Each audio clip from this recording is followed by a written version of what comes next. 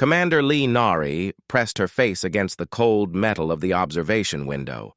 The sight before her made her breath catch in her throat. Thousands of ships floated in the darkness of space, each one bigger than anything Earth had ever built. Their hulls gleamed with materials she had never seen before. Lights danced across their surfaces in patterns that seemed almost alive. This was the capital world of the Galactic Council. For 3 long years, humanity had been trying to join this great community of stars. 3 years of rejection. 3 years of being told they were not good enough. Nari turned away from the window and walked down the narrow corridor of the human ship Harmony. Her boots made soft sounds on the metal floor. The ship was small compared to the alien vessels outside. Everything about it seemed simple and rough next to the smooth perfection of galactic technology. She found Ambassador Park Hyun in the preparation room, reading from a tablet. His face looked tired. Dark circles under his eyes showed how little sleep he had been getting. "Are you ready for this, Commander?" Park Hyun asked without looking up. "As ready as I can be, sir," Nari replied. She straightened her uniform. The blue fabric felt stiff against her skin. "Do you think today will be different?" Park Hyun finally looked at her. His smile was sad. "Hope is all we have left. This is our 3rd attempt. If they reject us again—" He did not finish the sentence. Nari knew what he meant. Earth was running out of chances. The other human colonies were starting to lose faith. Some were even talking about giving up on joining the galactic community entirely. A soft chime filled the room. A voice spoke in perfect English, though the accent was strange. "Ambassador Park Hyun and Commander Lee Nari, please report to Council Chamber 7. The hearing will begin in 10 minutes. They walked together through the massive space station. The corridors were wide enough for 10 humans to walk side by side. The ceiling was so high that Nari could not see the top clearly. Everywhere she looked, she saw aliens. There were tall beings with blue skin and 4 arms. Their faces were long and narrow, with eyes that seemed to glow from within. These were the Alterians, one of the most powerful races in the galaxy. They had been traveling between stars for over 10,000 years. Near them stood shorter creatures that looked like they were made of living crystal. Light moved through their bodies in slow waves. These were the Xerians. Their homeworld was said to be one of the most beautiful places in the galaxy. A group of beings that looked almost like humans passed by, except their skin was covered in scales that changed color as they moved. The Vorthak were known throughout the galaxy as the greatest traders and merchants. All of them looked at the 2 humans with curious eyes. Some seemed friendly. Others looked like they were studying insects. "Remember," Park Hyun whispered, as they approached the council chamber. "Let me do the talking. Only speak if they ask you a direct question." The chamber doors opened with a sound like wind through trees. Inside, the room was enormous. Hundreds of seats rose in circles around a central platform. Most of the seats were filled with representatives from different worlds and species. Park Hyun and Nari walked to the platform in the center. The lights were bright there, making it hard to see the faces in the audience clearly. Nari felt like she was on display in a museum. A voice boomed through the chamber. It came from everywhere at once, making it impossible to tell who was speaking. "The Galactic Council recognizes Ambassador Park Hyun of the planet Earth, representing the human species in their request for membership in the Galactic Defense Coalition." Park Hyun stepped forward. "Honorable members of the Council, I come before you today to present humanity's case for membership. We have prepared detailed reports on our technological progress, our military capabilities, and our cultural achievements." He activated a small device, and images appeared in the air above them. Pictures of Earth cities, human ships, and scientific discoveries floated like ghosts made of light. "In the past 50 years," Park Hyun continued, "humanity has achieved faster-than-light travel, established colonies on 12 worlds, and developed new technologies that we believe could benefit the entire galactic community. A figure stood up in the audience. Even from a distance, Nari could see it was an Alterian. The being's voice was deep and carried easily through the chamber. Ambassador Park Hyun, your species has indeed made progress. However, 50 years of space travel is nothing compared to the millennia of experience required for coalition membership. The Alterians have been exploring the galaxy for 10,000 years. Even our youngest member species has been spacefaring for at least 500 years. Another voice joined in. This one sounded like music, beautiful, but somehow cold. It came from one of the crystal beings. The Zarians must also question the emotional stability of humans. Your species' history shows constant warfare, even among your own kind.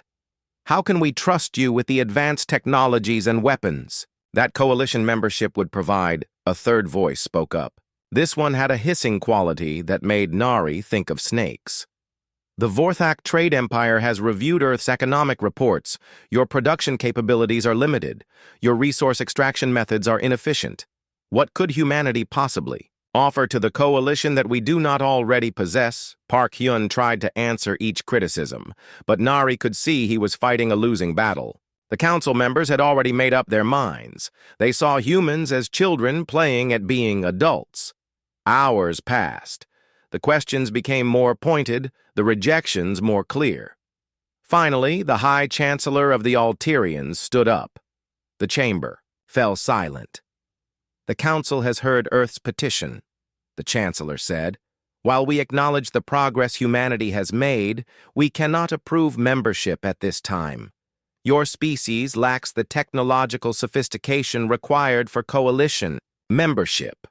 You lack the experience necessary for galactic defense. Most importantly, you lack the wisdom that comes only with age and time among the stars. The words hit Nari like physical blows. She watched Park Hyun's shoulders slump in defeat. However, the Chancellor continued, Earth may reapply for membership in 5 years. We encourage humanity to continue developing, and perhaps by then, you will be ready to join the community of civilized worlds. The hearing was over. As they walked back to their ship, Park Hyun was quiet. Nari could feel his disappointment, like a weight in the air between them. What do you think, Commander? He finally asked. What is your honest assessment of what just happened? Nari was quiet for a long moment. She thought about the aliens they had seen, their advanced ships, their ancient civilizations. She also thought about the patterns she had noticed, the way they seemed to think, the assumptions they made. I think, she said slowly, that they are very good at being what they have always been. But they might not be so good at adapting to something new. Park Hyun looked at her with interest. What do you mean? They think age equals wisdom, Nari replied. They think bigger ships mean better ships. They think because something has worked for thousands of years, it will keep working forever. She paused, looking out at the alien fleet through a porthole. But sometimes, sir, the newest voice in the room is the one with the best ideas. Sometimes being small means being fast. Sometimes being young means being flexible. Park Hyun nodded slowly. Patience, then. Patience, Nari agreed. And preparation. If they want to see what humanity can really do, maybe we should show them. But on our terms, when we are ready. As their small ship pulled away from the massive space station, Nari made herself a promise. The next time humanity stood before the galactic community, it would not be as supplicants begging for acceptance. It would be as equals who had proven their worth. She just did not know yet that the opportunity would come sooner than anyone expected, and in a way that would change the galaxy forever. 6 months had passed since the rejection at the Galactic Council. Commander Lee Nari floated in the observation deck of the Deep Space Monitoring Station Vigilance, watching the stars through the thick glass. The station was small compared to the alien ships she had seen. but it was home now. Earth Defense Command had given her this assignment after the failed diplomatic mission. On paper, it looked like a punishment. The Vigilance sat at the very edge of human space, far from Earth and the other colonies. But Nari knew better. This was exactly where she wanted to be. "Commander, the morning reports are ready," said Lieutenant Kim Day as he floated up beside her. The young tactical officer had been with her for 3 months now. He was smart and quick to learn new ideas. "Thank you, Lieutenant," Nari said, taking the tablet from him. She read through the reports while they drifted toward the command center. Everything looked normal. Trade ships moving along the safe routes, military patrols checking the outer systems. Nothing unusual. But Nari had not brought her team out here to watch normal space traffic. The command center was busy with quiet activity. 50 officers worked at their stations, monitoring sensors and communications. These were not ordinary assignments for most of them. Nari had requested each person specifically. At the communications station, Specialist Song Yuna was listening to alien radio signals. She had learned 6 different alien languages in the past few months. Her job was to understand what the galactic civilizations were doing and saying. "Anything interesting today, Yuna?" Nari asked as she settled into her command chair. "The usual. Trade discussions, Commander," Yuna replied. "But I did pick up something strange from the Alterian military channels. They are running more patrols than normal near the galactic core." Nari raised an eyebrow. "Any reason given?" They called it routine security exercises. But the patrol patterns do not look routine to me. Near the engineering station, Chief Cho Min was working on modifications to the station's sensor array. He was a genius with technology, able to make their simple human equipment work better than it was designed to. "How are those sensor upgrades coming, Chief?" Nari asked. Cho Min looked up from his work, oil stains on his uniform. "Almost finished, Commander. The new configuration should let us see 3 times farther into deep space. We might even be able to detect ships that are trying to hide." Nari nodded with satisfaction. For months, she had been preparing for something. She was not sure what, but her instincts told her that change was coming to the galaxy. Every day, her crew ran training, exercises, but these were not the standard drills that other human ships practiced. Nari had studied the alien military reports that Yuna intercepted. She had analyzed their tactics and strategies. She had found weaknesses. The aliens were powerful, but they were also predictable. The Alterians relied too much on their massive ships and overwhelming firepower. The Xerians trusted their energy shields completely. The Vorthak avoided direct combat whenever possible. All of them thought in straight lines. They had been successful for so long that they could not imagine doing things differently. "Lieutenant Kim," Nari called out. "Begin Combat Drill 7. Kim. Day smiled. Combat Drill 7 was his favorite. It involved using their small ship like a ghost, appearing and disappearing quickly while striking at weak points. No alien military taught tactics like this. Alarms sounded throughout the station. The crew moved to battle positions with smooth efficiency. In the past 6 months, they had practiced this drill hundreds of times. "Imaginary enemy ships approaching from Sector 4, Kim announced. 3 Alterian-class cruisers moving in. Standard formation." "Yuna, jam their communications," Nari ordered. "Make them think we are somewhere else." "Communications disrupted, Commander. They will be confused for at least 10 minutes. Cho Min, all power to engines. Make us invisible to their sensors. Stealth systems active. We are now a ghost, Commander." Nari watched the tactical display as her crew executed the drill perfectly. Instead of fighting the larger ships directly, they would strike at support vessels. Instead of staying in one place, they would keep moving. Instead of following rules, they would do the unexpected. "Excellent work, everyone," Nari said when the drill ended. "But remember, this is just practice. When we face real enemies, they will not be following the same old patterns we have studied." The days continued like this, with training and monitoring and waiting. Then, 3 weeks later, something changed. Cho-min was the first to notice it. He called Nari to the sensor station with excitement in his voice. "Commander, you need to see this," he said, pointing at the display screen. "I am picking up energy, readings from the galactic core. But they are not like anything in our databases." Nari studied the patterns on the screen. The energy signatures were massive, far bigger than anything the known alien races could produce, and they were moving in a coordinated pattern. "How far away are these readings?" she asked. "Nearly 50,000 light-years at the very center of the galaxy. But, Commander, if we can detect them from here, they must be enormous." Over the next few days, the readings became stronger and more frequent. Nari had her team analyze every detail. The patterns were too organized to be natural phenomena. Something was out there, and it was big.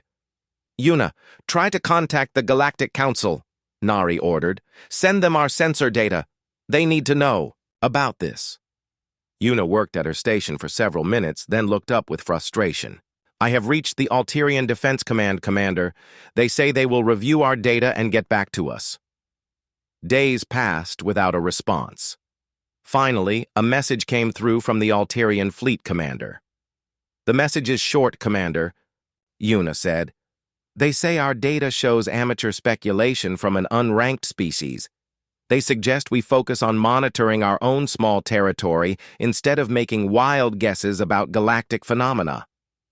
Nari felt anger rise in her chest, but she kept her voice calm. "What about the Xerians?" Similar response. "They say humans lack the experience to interpret deep space sensor readings properly. The Vorthak." They did not even reply. Kim Day floated over to Nari's chair. "Commander, what if they are wrong?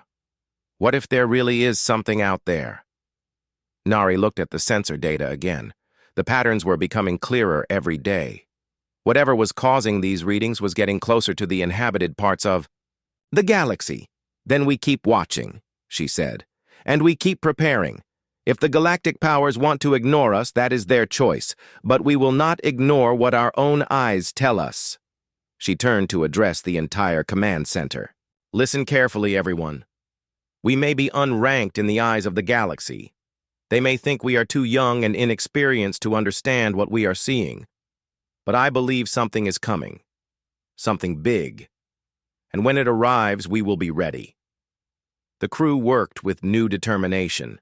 They improved their sensors, practiced their tactics, and studied the growing energy readings from the galactic core. Every day, the signals became stronger. Then, exactly 17 days later, Una called out in alarm. "Commander, I am detecting a massive energy spike at the edge of Xerion space. Something just appeared there. Something huge." Nari rushed to the sensor station. On the screen, she could see the outline of a ship unlike anything in the galactic databases. It was enormous, easily 10 times larger than the biggest Alterian dreadnought. "How long has it been there?" Nari asked. 17 minutes, Commander. And now it is gone. Vanished completely." The readings matched Nari's predictions exactly. Whatever was out there had just announced its presence to the galaxy. She knew that everything was about to change. "Una, record everything. Kim, begin preparation of all combat systems. Cho-min, I want maximum power to our long-range sensors." "Yes, Commander," they replied together. Nari stared at the empty space where the unknown ship had appeared. The galactic powers had ignored her warnings. They had dismissed human concerns as unimportant. Soon, she knew, they would regret that mistake. The attack came without warning, swift and terrible as a nightmare made real. Commander Lee Nari was reviewing sensor reports when Specialist Song Yuna's voice cut through the quiet hum of the command center like a knife. "Commander, I am receiving emergency transmissions from Xerion space. Multiple distress calls. They are screaming." Nari moved quickly to the communication station. Through the static and interference, alien voices spoke in panic. Even through the translation, "Systems, the terror was clear. What are they saying? Nari asked. Yuna's face was pale as she worked to clean up the signals. 3 Zerion core worlds have gone silent. The 4th world is under attack by ships they do not recognize. They are requesting immediate assistance. From the Galactic Council, Chief Chomin called out from his station. Commander, I am detecting massive energy discharges from the Zerion system. The readings are off our scale. Put it on the main display, Nari ordered. The large screen at the front of the command center lit up with tactical information. Dots of light showed the positions of planets and ships in Zerion space. As they watched, 3 of the planet markers turned red and then disappeared entirely. Those planets had billions of people, Lieutenant Kim Day said quietly. The 4th planet marker was flashing orange, showing it was under attack. Energy readings spiked and danced across the sensors like angry lightning. Yuna, are you getting any visual data? Nari asked. Yes, Commander. The Zerion defense ships are transmitting battle footage before they... She paused as another ship marker disappeared from the screen. Before they die. The main display changed to show actual video from the battle. What Nari saw made her stomach turn cold.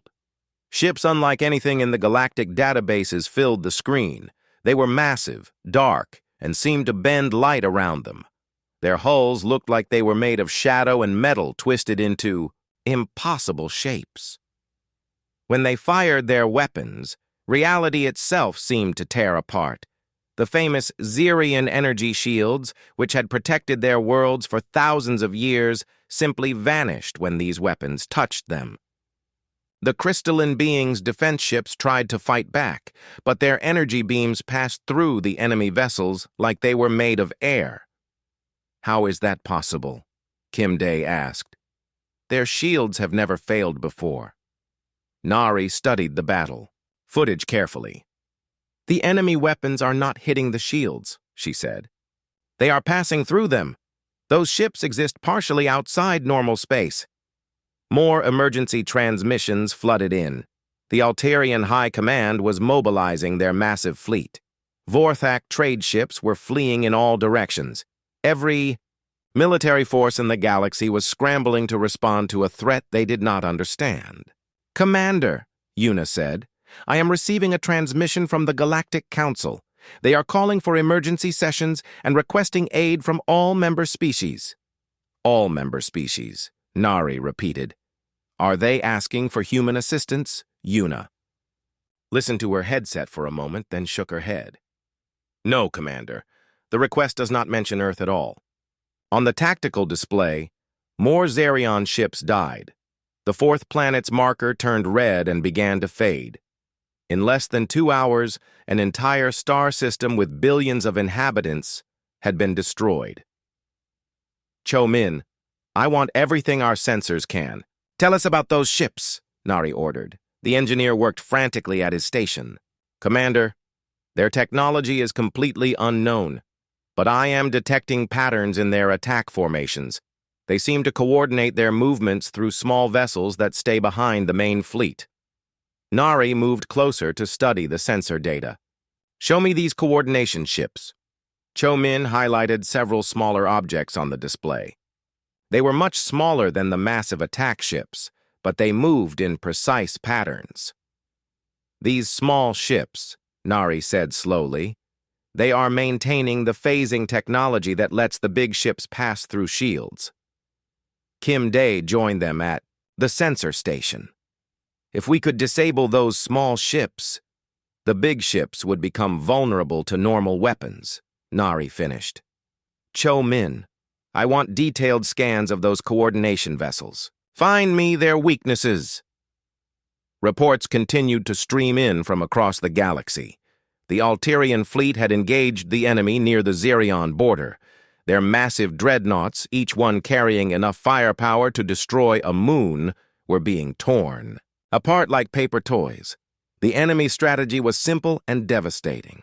They appeared without warning, destroyed everything in their path, and vanished before effective resistance could be organized. They left nothing behind but empty space and debris. Commander, Yuna called out, the Altarian fleet commander is... broadcasting on all channels. He is requesting tactical advice from any source. Any source? Nari raised an eyebrow. Does that include humans? He did not specifically exclude us. Nari made a decision that would change everything. Open a channel to the Altarian fleet. Commander, are you sure? Kim Day asked. They have ignored us for months. They are dying out there, Nari replied, and I think I know how to help them. The communication channel opened with a burst of static. An Altarian voice filled the command center, speaking rapidly in their musical language. This is Admiral Tel Moran of the Altarian Defense Fleet. I am requesting immediate tactical assistance. Our weapons cannot penetrate enemy defenses. Repeat, our weapons cannot penetrate enemy defenses. Nari took a deep breath. Admiral Tel Moran, this is Commander Lee Nari of the Human Vessel Vigilance. I believe I can help you. Silence filled the channel for several seconds. When the Admiral spoke again, his voice was different, desperate. Commander Nari, this is no time for pride. If you have any information that could help us, target the small coordination vessels, not the large ships, Nari said quickly. The enemy's phasing technology depends on those small ships. Destroy them and the large ships will become vulnerable to your weapons. Small ships. The Admiral sounded confused. What small ships? Nari realized that the Altarian sensors were not designed to detect the coordination vessels. Their technology was too advanced, too focused on large threats. Cho Min, transmit our sensor data to the Altarian fleet, she ordered. Data transmitted, Commander. Moments later, Admiral Telmoran's voice returned. By the light of Altaria, there are dozens of them. How did we not see these before? Your sensors are designed to track large ships and energy signatures, Nari explained. These coordination vessels use a different technology signature. Beginning attack on coordination targets, the Admiral announced. On Nari's tactical display, she watched the battle change. Altarian ships began targeting the small coordination vessels. When the first one exploded, something remarkable happened. 3 of the massive enemy ships suddenly became solid, their phasing ability gone. The Altarian weapons, designed to destroy the largest targets, made short work of the now vulnerable enemy ships. It is working, Admiral Telmoran's voice carried new hope. Commander Nari, your strategy is working, but we need more detailed targeting information. Kim Day, prepare a tactical package with everything we know about enemy coordination patterns, Nari ordered. Una, open channels to every coalition fleet in the area. Commander, Kim Day said, are you sure about this? If we share our information with everyone? Then everyone has a better chance of surviving, Nari replied. This is bigger than human. Pride or alien prejudice. For the next 6 hours, the small human monitoring station became the tactical command center for half the galaxy. Nari's crew shared their sensor data, their analysis, and their strategies with alien fleets that had rejected them months earlier. The battle for Zarian space was far from over, but for the first time since the attack began, the galactic forces were fighting back effectively. Commander, Una said during a brief, quiet moment. We are receiving a priority transmission from Earth Defense Command. Put it through. The familiar voice of Admiral Chen filled the command center. Commander Nari, I am ordering you to return to Earth immediately. You have exceeded your authority by engaging in combat operations. Nari looked around at her crew. They had worked for months to prepare for this moment. They had found solutions that the greatest military minds in the galaxy had missed. With respect, Admiral, she replied, I believe my authority comes from the people who are dying out there. Human or alien, they deserve our help. She turned to Kim Day. Lieutenant, take us into the combat zone. It is time to show the galaxy what humans can really do. As the Vigilance began moving toward the battle, Nari knew there was no turning back. Whatever happened next would determine not just her future, but humanity's place in the galaxy. The Vigilance dropped out of hyperspace at the edge of the Zerion system. and what Commander Lee Nari saw made her heart sink. The space around the former crystal worlds was filled with debris and the twisted remains of ships. The enemy fleet hung in the darkness like black storms made solid. "Sensors show 37 enemy vessels," reported Chief Cho Min. "The largest ones are the size of small moons." Lieutenant Kim Dae studied his tactical display with growing concern. "Commander, our ship is tiny compared to those things. They might not even notice us." "That," Nari said with a grim smile, "is exactly what I am counting on." The coalition forces were scattered and broken. Altarian dreadnoughts floated dead in space, their mighty hulls torn open. Zarion defense platforms that had protected these worlds for thousands of years were nothing but glowing fragments. "Una, what is the status of coalition forces?" Nari asked. Specialist Song Una listened to her communications equipment. "Most fleets are retreating, Commander. The few ships still fighting are requesting permission to withdraw." On the main display, Nari watched the enemy vessels move through space. They seemed to drift rather than fly, their dark hulls bending light around them. But she had studied their patterns for days now. She knew their weakness. "Cho Min, have you identified the coordination ships in this fleet?" "Yes, Commander. I count 12 small vessels maintaining formation behind the main attack group." "Perfect." Nari turned to address her crew. "Listen carefully, everyone. We are going to do something that no galactic military would ever attempt. We are going to attack those coordination ships directly." Kim Dae looked worried. "Commander, if we get too close to the main fleet, they will destroy us in seconds," Nari finished. "Which is why we are not going to let them see us coming." She moved to the tactical station and began entering commands. "Cho Min, I want all power diverted from life support to stealth systems. We can survive on emergency air for 30 minutes. "Yes, Commander. Stealth systems at maximum power. Una, monitor all enemy communications. If they detect us, I want to know immediately." "Understood, Commander." "Kim, plot an approach course using the debris field for cover. We will move like a ghost among the wreckage." The Vigilance began its approach, sliding between the twisted remains of destroyed ships. The enemy vessels were so massive that the human ship looked like a small insect flying around sleeping giants. Nari watched the tactical display as they moved closer to their targets. The coordination ships were smaller than the main vessels, but still 10 times larger than the Vigilance.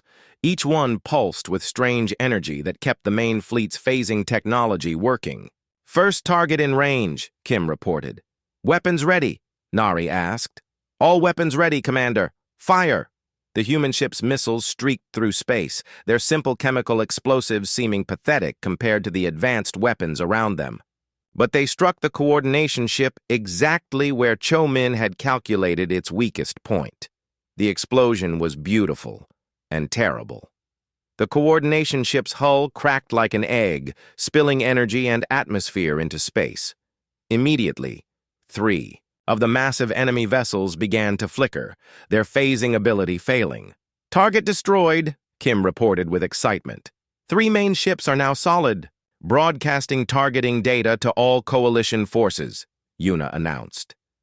Across the battlefield, the few remaining Altarian ships began firing on the now vulnerable enemy vessels.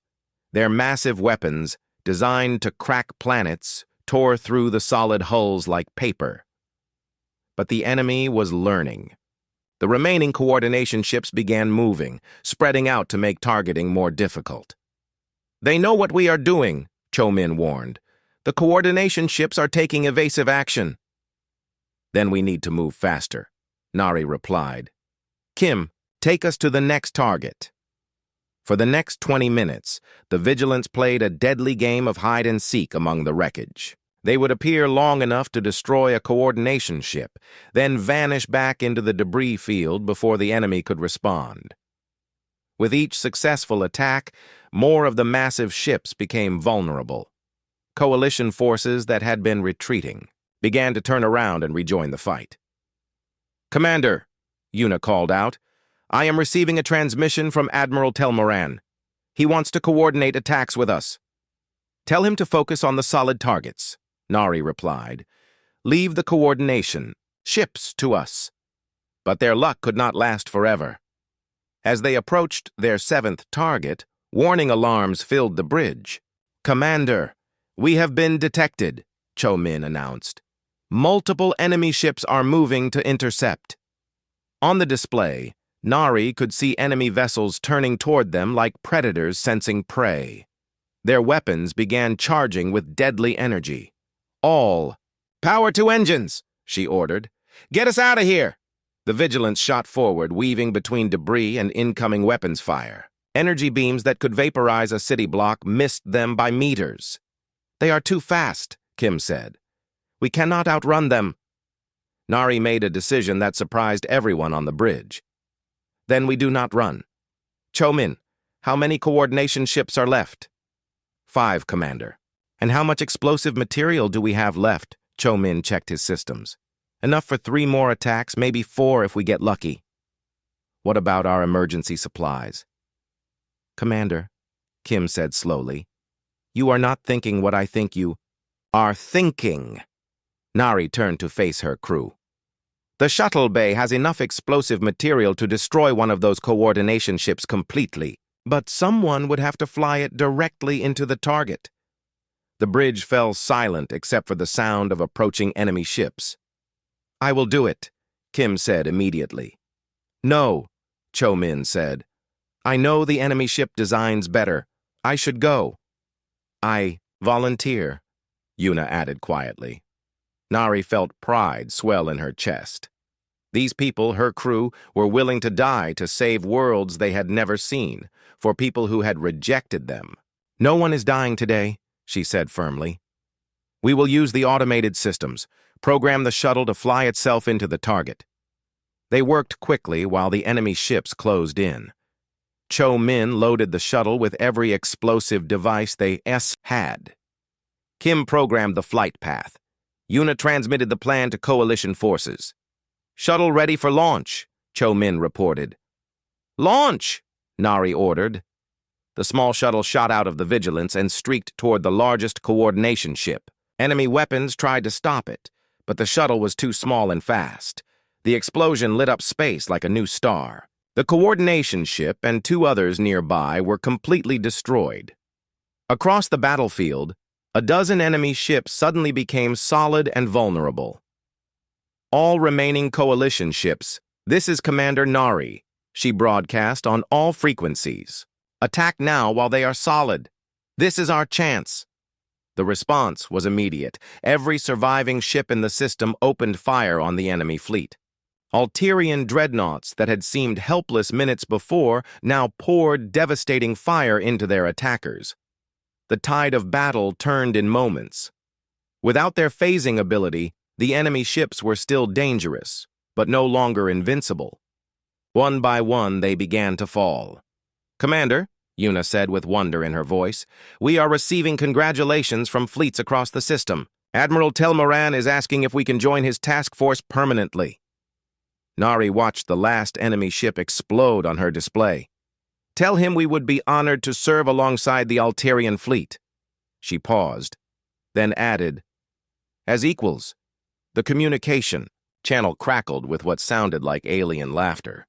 "Commander Nari," Admiral Telmoran's voice came through clearly. "After what I have seen today, I would not dare treat you as anything less than an equal." As the Vigilance limped away from the battlefield, its hull scarred but intact, Nari knew that everything had changed. Humanity had proven itself in fire and blood. The galaxy would never underestimate them again. But she also knew this was just the beginning. The enemy was still out there, and this was only their first defeat. The real war was yet to come. 3 days after the victory at Zerion, everything changed for humanity. The small communication room aboard the Vigilance was crowded with alien faces on display screens, each one representing a different species from across the galaxy. "Commander," Nari, now wearing the insignia of admiral that Earth had hastily promoted her to, stood before these leaders who had once dismissed her people as too young and inexperienced. "Admiral Nari," said the Altarian High Chancellor, his forearms gesturing formally, "the Galactic Coalition formally requests human assistance in our war against these devourers." Admiral Telmoran floated beside the Chancellor's image. "Your tactics saved my entire fleet. Without human innovation, we would all be dead." But Nari heard something in their voices that troubled her. They spoke of requests and assistance, but not of partnership or equality. "I appreciate your words," Nari replied carefully, "but I need to understand exactly what you are asking of humanity." The Xerian representative, a crystal being whose light pulsed slowly, spoke next. "We require your tactical knowledge to be integrated into our command structure. Human officers would serve as advisors to our experienced commanders." "Advisors," Nari repeated, "under the command of your officers." "Naturally," the Vorthak Trade Minister added, "your species has proven resourceful, but you lack the experience to lead galactic military operations." Lieutenant Kim Day, standing beside Nari, tensed at the words. She could feel the anger from her crew, but kept her own expression neutral. "I see," Nari said. "And what authority would human forces have in this arrangement?" "You would follow coalition protocols and chain of command," the Chancellor explained. "Your ships would be integrated into our fleets under our established leadership." Nari was quiet for a long moment. Around her, the crew of the Vigilance waited to hear how their leader would respond to this offer that sounded more like a demand. "Gentlemen," Nari said finally, "I believe there has been a misunderstanding. Humanity is not interested in serving as junior partners in this war." The alien leaders looked surprised. Admiral Telmoran leaned forward. "Admiral Nari, surely you understand the gravity of our situation. The Devourers are advancing on 3 fronts. We need unity of command." "You are absolutely right," Nari agreed. "You do need unity of command, but unity built on respect, not on the assumption that age equals wisdom." She activated her own tactical display, showing the alien leaders what humanity had been doing since the battle at Xerion. "While you have been debating how to use human resources," Nari continued, "we have been studying the enemy. We have identified 17 different types of Devourer ships, mapped their communication patterns, and developed countermeasures for 6 of their weapon systems. The images on the screens showed detailed analyses that impressed even the advanced alien civilizations. Furthermore," Nari said, "Earth has agreed to my conditions for participating in this war. Human ships will operate as independent units within the Coalition fleet. Human tactical innovations will be implemented without modification, and human officers will serve in command positions throughout the combined forces." The alien leaders looked shocked. The Vorthak minister was the first to speak. "These conditions are unacceptable. The Coalition has established procedures." "Have been failing against the Devourers," Nari interrupted. "Your established procedures lost you 4 entire star systems in the past week." Admiral Telmoran looked thoughtful. "Admiral Nari, what exactly are you proposing?" "Partnership," Nari said simply. "Not human ships following alien orders, but all our forces working together as equals. I will restructure the entire Coalition fleet if necessary, but I will do it my way." The Chancellor's forearms moved in what Nari had learned was a gesture of frustration. "This is unprecedented. No species has ever demanded such authority." "No species has ever stopped the Devourers before either," Nari pointed out. "Your choice is simple. Accept my conditions, and we work together to save the galaxy. Reject them, and humanity withdraws to defend our own worlds." The communication channel fell silent. Nari could see the alien leaders conferring privately, their images flickering as they discussed among themselves. Finally, Admiral Telmoran spoke. The situation is desperate enough that we are willing to try new approaches. What would you need from us? Complete authority to reorganize fleet structures and tactics, Nari replied. Human officers placed as coordinators on all major ships. And most importantly, the willingness to abandon traditional thinking when it does not work. Over the next week, the transformation of the coalition fleet was remarkable. Specialist Song Yuna became the communications coordinator for ships spanning 12 different species, creating communication protocols that had never existed before. Chief Cho Min worked with alien engineers to modify weapons and shields, combining human adaptability with advanced alien technology. The results were beyond what either species could achieve alone. Lieutenant Kim Dae found himself training alien tactical officers in human-style flexible warfare. Beings who had commanded ships for centuries learned to think like humans, adapting quickly to changing situations. But the real test came when the Devourers attacked the crossroads, where 5 major hyperspace routes met. Control of this location would split the galaxy in half. All ships, this is Admiral Nari, she broadcast to the combined fleet. Remember, we do not fight like separate species today. We fight as one people with one goal. The battle was unlike anything the galaxy had ever seen. Instead of the rigid formations that alien fleets had used for thousands of years, Nari deployed her ships in fluid, adaptive patterns. When Devourer ships tried to use their massive size as an advantage, smaller coalition vessels swarmed around, them like angry insects. When the enemy attempted to break through the fleet center, they found empty space where ships had been moments before. Human tactical flexibility combined with alien firepower and technology created something entirely new. The Devourers, who had conquered galaxy after galaxy using the same tactics, found themselves facing an enemy that refused to fight by any rules they understood. Enemy coordination ships are moving to support their main fleet, Kim reported from his station. Yuna, signal the Alterian squadron, Nari ordered. Tell them to execute Maneuver 7. Alterian ships acknowledge, beginning 3-dimensional pincer movement. The battle raged for 6 hours, but for the first time since the war began, the coalition forces were winning decisively. Ship after ship of Devourers fell to weapons they could not understand, wielded by tactics they could not predict.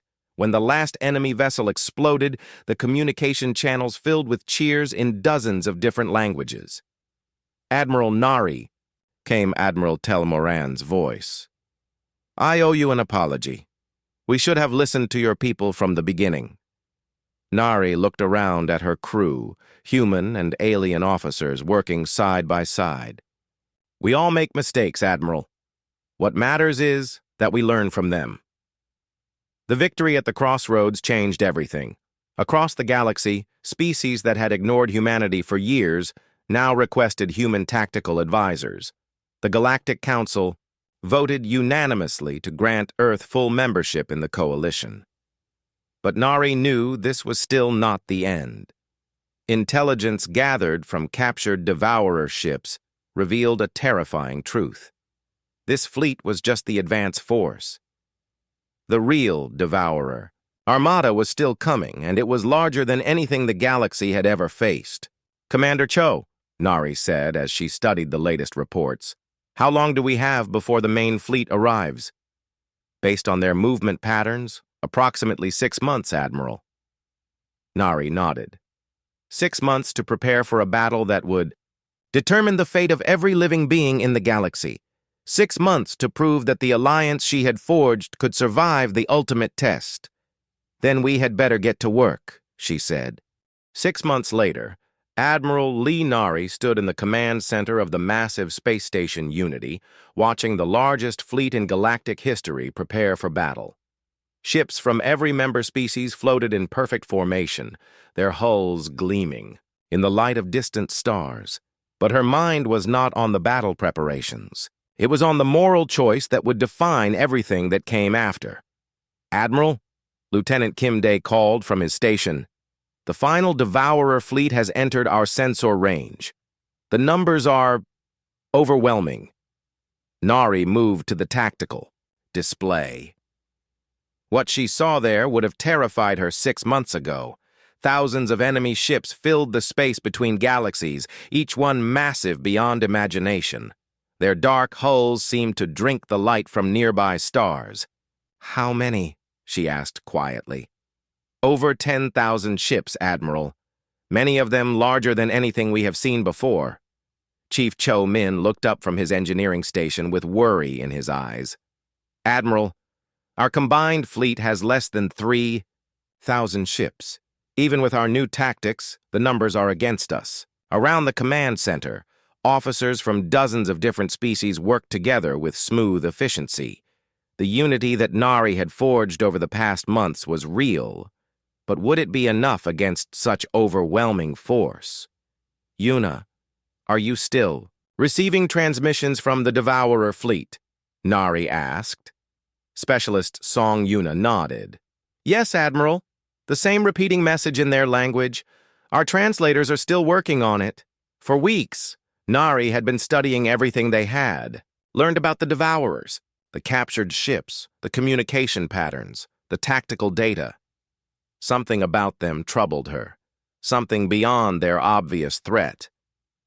"Admiral," came a voice from the communication system. It was the Alterian High Chancellor. "The Council has reached a final decision about the Omega weapon." Nari closed her eyes. The Omega weapon was the Coalition's last resort, a device that could destroy the entire Devourer fleet, but it would also make dozens of star systems uninhabitable for thousands of years. "And their decision?" she asked.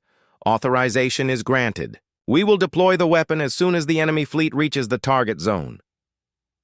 Around the command center, the alien officers looked relieved. The human officers looked troubled. They understood what this choice meant for the future of the galaxy. "Chancellor," Nari said carefully, "I request permission to attempt one more approach before we use the Omega weapon." "Admiral, we have discussed this. Communication with the Devourers is impossible. They have never responded to any attempt at contact." "Because we have been trying to communicate with their ships," Nari replied. "But what if we try to communicate with their leaders directly?" The Chancellor's image on the screen showed forearmed frustration. "Admiral, even if such communication were possible, what could you possibly say to beings who have destroyed entire civilizations?" Nari had been thinking about this question for days. Her human perspective, shaped by a history of conflict and reconciliation, saw possibilities that the alien leaders could not imagine. "I want to ask them why," she said. "Why do they destroy everything has a reason, even destruction?" Admiral Telmoran's voice joined the conversation. "The risk is enormous. If your plan fails, we lose our only chance to stop them." "And if we use the Omega weapon," Nari replied, "we become no better than they are. We save the galaxy by poisoning it." The debate continued for precious minutes while the Devourer fleet drew closer. Finally, the Chancellor made his decision. "You have 1 hour, Admiral Nari. If communication fails, we deploy the Omega weapon." Nari turned to her crew. "Cho Min, I need you to modify our communication systems to reach the Devourer command ship directly." "Admiral, their technology is completely different from ours. You have done impossible things before, Chief. I need you to do one more." For 45 minutes, Cho Min worked frantically while the enemy fleet approached. Una assisted, using her knowledge of alien languages to help decode Devourer communication protocols. "I think I have it," Cho Min announced. "But Admiral, opening. A channel will reveal our position to their entire fleet." "Do it," Nari ordered. The main display filled with static and interference. Then, slowly, an image began to form. What Nari saw surprised everyone in the command center. The being on the screen looked tired, ancient. Its form was humanoid, but covered in armor that seemed to be part of its body. When it spoke, the translation system barely managed to convert its words. "Who dares interrupt the great journey?" the Devourer leader asked. "I am Admiral Lee Nari of the Galactic Coalition," she replied. "I dare because I want to understand." The alien being's eyes widened slightly. Understanding is for those who have time. We have no time. The hunger follows us always. What hunger? Nari asked. What are you running from? For a moment, the Devourer leader was silent. When it spoke again, its voice carried ancient pain. Our galaxy is gone, consumed by something far worse than us. We are the last of billions of species fleeing across the void. We take what we need to survive because survival is all we have left. The revelation hit the command center like a physical blow. The Devourers were not conquerors. They were refugees. How long have you been running? Nari asked. Millions of years. Always moving, always consuming, always one step ahead of the true Devourers that destroyed our home. Kim Day moved to Nari's side. Admiral, if what it says is true, then they are not our enemies, Nari finished. They are our future if we do not help them. She turned back to the communication screen. What if I told you there was another way? What if, instead of consuming our worlds, we could help you find new ones? The Devourer leader's laugh was bitter. Impossible. Your species could never survive what follows us. Maybe not alone, Nari admitted, but together we might have a chance. What followed was the most important negotiation in galactic history. Nari learned that the Devourers possessed technology that could evacuate entire planets in days. The Coalition controlled worlds that could support billions of refugees. More importantly, the true Devourers that the refugee fleet was fleeing would eventually reach this galaxy, whether the current crisis was resolved or not. United, both peoples might survive. Divided, both would certainly die. Una, open a channel to the entire Coalition fleet, Nari ordered. Channel open, Admiral. All ships, this is Admiral Nari. Stand down from attack positions. We are not fighting a war today. We are preventing one. The protests from the Coalition command were immediate and loud, but Nari had the authority she had demanded, and she used it. Over the next several hours, she brokered an agreement that transformed both civilizations. The Devourers would share their evacuation technology and their knowledge of the true Devourers. The Coalition would provide them with worlds that could support their population without destroying existing life. The ceremony took place in the rebuilt council chambers with representatives from every species in the galaxy. Nari stood between the Coalition leaders and the Devourer commanders as they signed the first intergalactic alliance in known history. Admiral Nari, the Alterian Chancellor, said during the celebration that followed, "When we first met, we thought humanity was too young to understand the galaxy. We were wrong. Your youth was exactly what the galaxy needed." Nari looked out through the transparent walls of the station at the combined fleets now working together to prepare for the greater threat yet to come. Human ships flew alongside Devourer vessels, their crews learning from each other. Perhaps, she replied, the galaxy did not need older wisdom. Perhaps it needed fresh hope. Later, alone in her quarters, Nari stood before the observation window watching the stars. Specialist Una found her there, looking thoughtful. "Admiral," Una said, "I finished translating the old Devourer messages we intercepted. Do you want to know what they were saying?" "Tell me." "They were prayers," Una said softly. "Prayers asking for forgiveness for what they were about to do. They never wanted to destroy anyone." Nari nodded slowly. Sometimes the greatest victories came not from defeating enemies, but from discovering that there were no enemies at all, only people trying to survive in an uncaring universe. Outside the window, the stars seemed to pulse with a different light, as if the galaxy itself was acknowledging that it had been wrong to underestimate the small young species from the third planet of an unremarkable system. The Unacknowledged had become indispensable. The Unranked had become leaders. The Unyielding had become the galaxy's greatest hope. And in the vast darkness between the stars, Admiral Lee Nari smiled, knowing that whatever challenges lay ahead, they would face them together.